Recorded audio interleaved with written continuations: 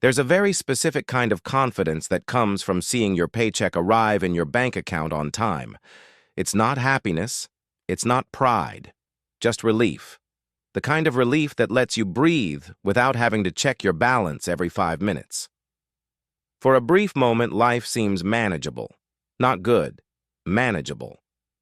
This is what a paycheck buys in the United States: temporary permission to relax. People like to call it stability. It sounds responsible. Adult. I have a stable job. Which is interesting, because nothing about it is truly stable. It just hasn't failed yet. So you build your whole life around that deposit. Rent, electricity bills, water, gas, car payments, insurance, signatures you forgot you signed at 3 in the morning. Everything waits patiently for payday, like a relentless predator. And as long as the money keeps coming in, you don't ask too many questions. You don't analyze things too deeply. You don't think about what would happen if it stopped. Because thinking about that makes the coffee bitter and the mornings heavier. The United States has mastered the art of an expensive, normal life. Just existing costs money. A lot of money. You don't even need to want anything more than that. Housing, transportation, healthcare, food that isn't slowly killing you, all of that comes at a price. So when someone says they live on a single paycheck, what they really mean is that their entire existence is financed every 2 weeks. This salary is not income. It's a life support machine. And when you become dependent on that, anxiety creeps in stealthily. It doesn't announce itself. It whispers, "Don't be late. Don't get sick. Don't speak in that meeting. Don't sneeze too hard." Because in a life with only one salary, being human seems risky. You start to realize how everyone else lives the same way. Coworkers dragging themselves to the office even when sick, bragging about it as if it were dedication instead of desperation. Managers praising commitment when someone is working exhausted as if it were a noble sacrifice. This is not work ethic. This is fear disguised as a dress code. The system loves this. Fear doesn't unionize. Fear doesn't ask for limits. Fear arrives early, stays late, and apologizes for needing a break. The American dream never mentioned that part. It only said, work hard and everything will be all right. It didn't mention that all right means constantly managing the threat of collapse, so people adapt. They joke about it. Ha ha ha, I can't afford to lose a paycheck. Everyone laughs because everyone knows it's true. Humor becomes a release valve. If you laugh about it, maybe it won't crush you. Savings should solve this. That's the theory. But most people don't have real savings. They have reserves. Small reserves. Enough to feel comfortable as long as nothing unexpected happens. And something always happens. A problem with the car. A medical bill. Rent going up because of the market. Always presented as if it were nobody's fault.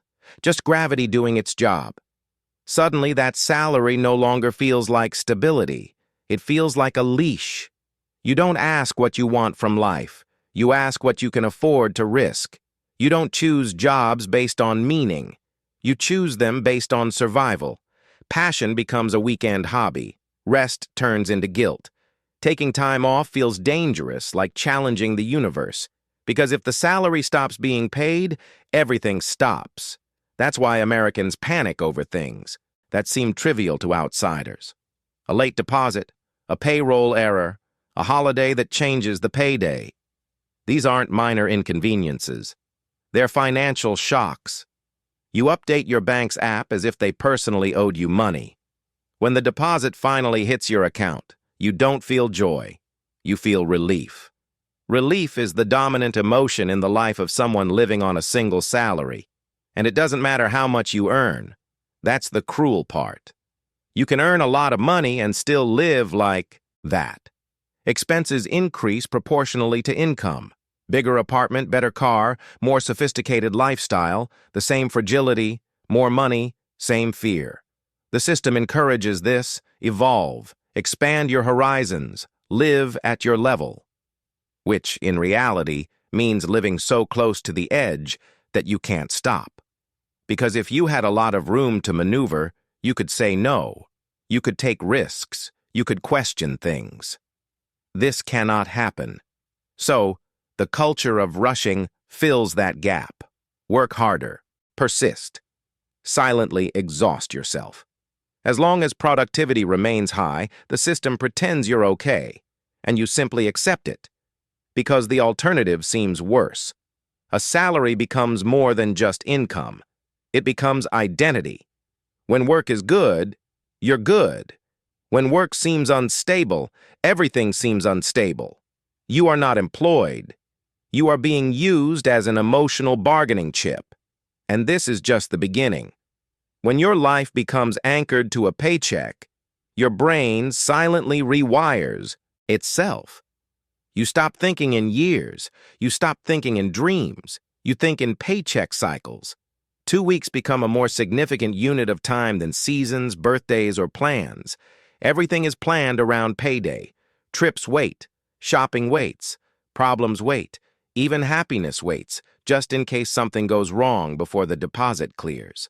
That's why people with good jobs still feel anxious all the time, because nothing seems permanent when your whole life depends on a steady flow of money. You start to see your job less as work and more as the weather. You don't control it. You just hope things don't get worse. You notice the signs: a strange email, a canceled meeting, a manager with a disconcerting tone of voice.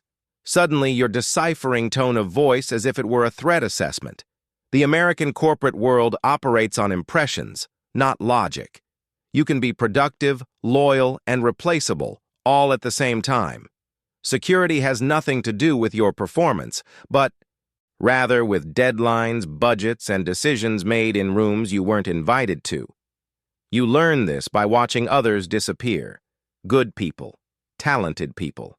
They vanished after a polite email and a brief meeting. It wasn't about performance, which somehow makes it all the worse. After that, no job seems secure.